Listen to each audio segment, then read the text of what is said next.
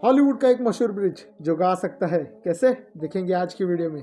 इस ब्रिज को तो आपने कई मशहूर फिल्मों में तो देखा ही होगा, लेकिन इस ब्रिज का एक रहस्य भी है। दरअसल बात यह है कि जून 2020 को आसपास रहने वाले लोगों को एक आवाज सुनाई दी, जो आवाज इस ब्रिज से आ रही। दरअसल ब्रिज के रेलिंग में से गुजरने वाली तेज हवा की वजह से लोगों को ये आवाज सुनाई दे रही थी और लोग समझ बैठे कि ये ब्रिज खराब हो गया है, लेकिन वैसा कुछ नहीं था। इतने सालों बाद ब्रिज आज भी परफेक्ट कंडीशन में है और सैन फ्रांसिस्को गवर्नमेंट उस आवाज को ठीक करने में लगी हुई है।